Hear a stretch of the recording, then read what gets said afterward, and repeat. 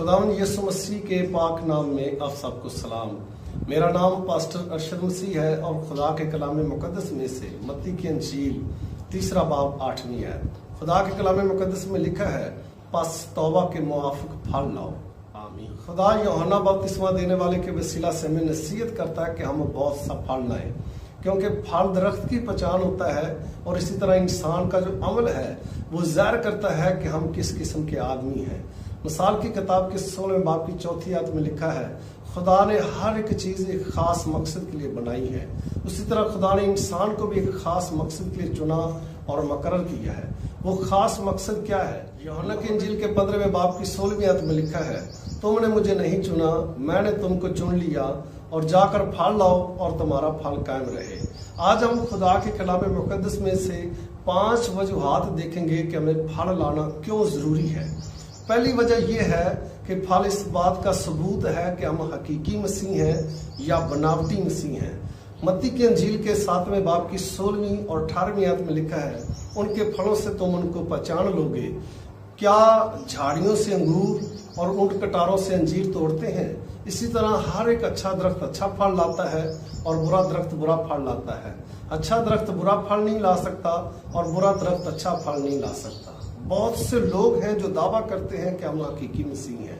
याद रखें कि उनका अमल साबित कर देता है कि वो किस किस्म के मसीह हैं, वो हकीकी हैं या बनावटी मसीह हैं। दूसरी वजह यह है कि फल इस बात की अलामत है कि हम मसीह में कायम हैं और वो हम में कायम है। यूहन्ना की इंजील के 15वें बाब की 5वीं आयत में लिखा है, मैं अंगूर का दरख्त हूँ, तुम डालियां हूँ, जो मुझ में कायम रहता है मैं उसमें कायम रहता हूँ।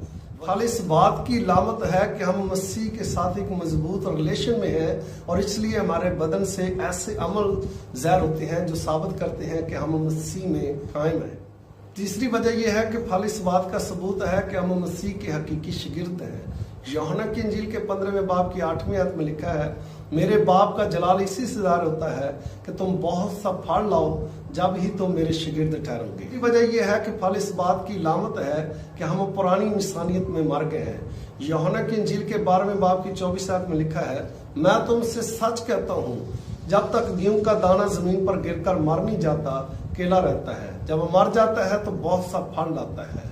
याद रखें, फल जो है इस बात को जाहिर करता है कि हम पुरानी इंसानियत में मर गए हैं और खुदा ने हमें नई इंसानियत बख्शी है और उसमें हम फल लाकर इस बात का सबूत दे रहे हैं।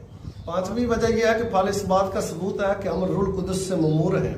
गलतियों के खत के 5वें बाब की 22 आयत में लिखा है, रूह का फल मोहब्बत, खुशी, इत्मीनान, तहम्मुल, मेहरबानी, नेकी, ईमानदारी, हिल्म और परहेजगारी है। बहुत से लोग जो हैं कहते हैं कि मुझे रूह कुदस का बपतिस्मा हुआ है, मैं रूह कुदस से ममूर हूँ। और याद रखें, नेमतें जो हैं वो रूह कुदस की हकीकी ममूरी नहीं हो सकती, क्योंकि नेमतों की नकल जो है शैतान भी कर सकता है। वो बहुत सी ज़बानें बोल सकता है, वो बहुत से मोइज़ात कर सकता है, लेकिन जिस चीज़ की वो नकल नहीं कर सकता वो है रूह का फल।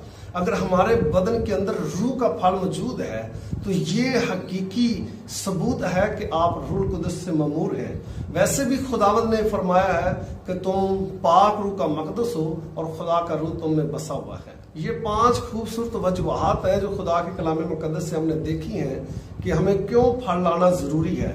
याद रखें, जो दरख्त फल नहीं लाता, मत्ती के आयत में लिखा है, अब दरख्तों की जड़ पर कुल्हाड़ा रखा है, जो दरख्त अच्छा फल नहीं लाता काटा और आग में डाला जाता है।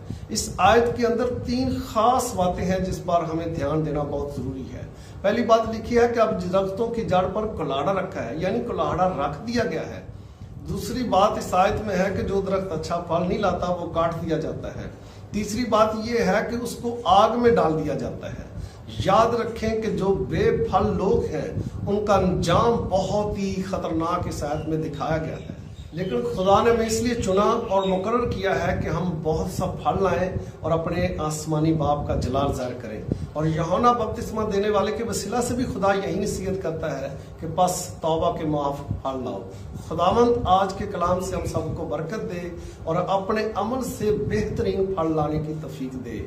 आमीन।